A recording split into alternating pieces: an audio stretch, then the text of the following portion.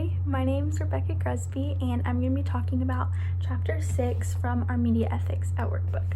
So this chapter is about Jenny Quinn, who worked for an international PR agency, and the agency was asked to create buzz for an up-and-coming hip-hop artist online, and they wanted the PR firm to promote this person by going in online chat rooms or promoting them on social media and sending out an MP3 of their latest single or their hit that they wanted to become a hit.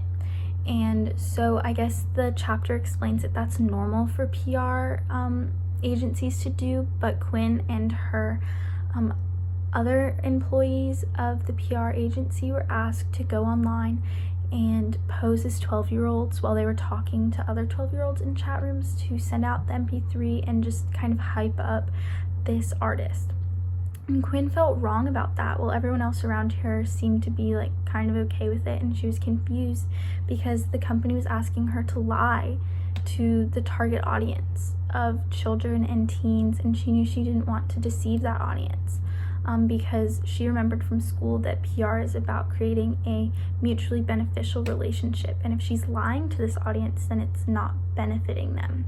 It might be they might think that it is, but it's actually a form of manipulation. And so she told her bosses that she would not be a part of a potential ethical violation, and that if they were to go through with it, she would feel obligated to talk to the board of ethics at their company.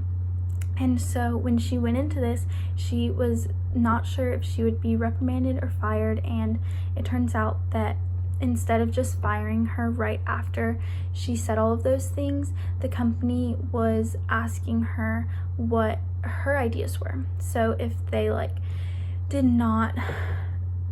if she didn't want them to do that, they wanted to know what her other plan was and if it was better. And so she basically said that if it were her decision, she would decide to do YouTube ads instead. And so the company actually ended up going with her plan. And then, sorry, I lost my spot for a second.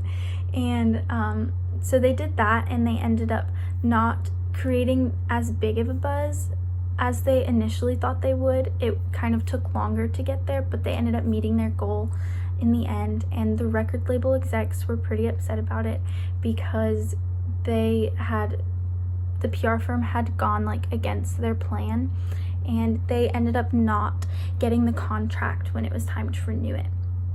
And so even though the agency lost the contract, they did end up doing what was best ethically and avoided something later on, a scandal that could have tarnished their name. So after it was over, her colleagues, Quinn's colleagues, one of them came up to her and told her how she also had felt uncomfortable with what was going on, and that she was too nervous about getting fired or reprimanded, and ended up not saying anything, and that she was glad that Quinn did. So I think that I would have also been scared to speak out, because I would have been scared for my job, and just nervous in general to go up to my boss and tell them that everything that they were doing was incorrect and unethical. And I just think that after reading this, I truly understand that if I feel uncomfortable by something, chances are that other people in that group also feel uncomfortable, and they're too scared to say something also. And that when you do go up to someone that is in a leadership position within an organization, or just within a group, that if you are saying that this decision is the wrong decision, that you need to come prepared with something else, to an alternate plan.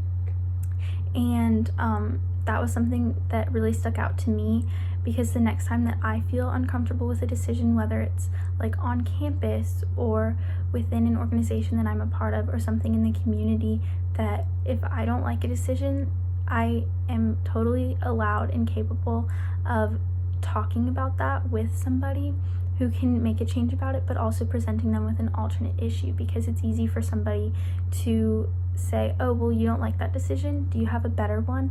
And then if you don't, then they'll be like, okay, well, this is the plan. If you can come up with something better, then that's great, but if not, this is what we're doing. And so I got that from it, and that I think I already said this, but the chances are that somebody also felt the same and they might be relieved that you spoke out and said something. So also at the end of the chapter, it asked us some questions, and I do think that it is unethical for PR professionals and undercover reporters to go like undercover for a news strategy just because they are, like Quinn said, like deceiving their audience to get information, whether it's for a good story or to promote their brand. And if I was asked to build buzz for a new album, I would consider something more popular nowadays. I think this is kind of an older example, and I would probably say to do something like Spotify ads or promote a song on TikTok and make a dance in hopes that it could go viral, because that's where a lot of popular music is coming from right now. And then also, as she said, like being active on Twitter, on Facebook, have a website, and be active on Instagram also. And I think that mentioning the fact that this decision could be unethical and threatening to bring it to the board made her bosses realize that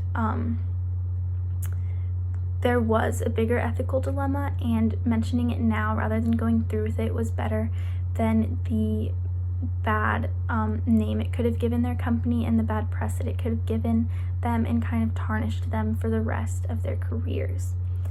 So I don't think that if Quinn was removed from the team for this project that the ethical issue would have disappeared. It would have simply been ignored and the problem just would have been taken out of it.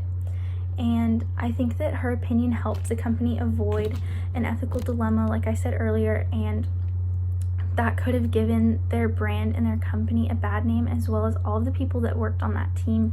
They could have been seen as unethical PR people and could have just had bad reputations for the rest of their lives. So I think that Quinn made the right decision. And yeah, thank you for watching my video. That's all I have for this week. Bye.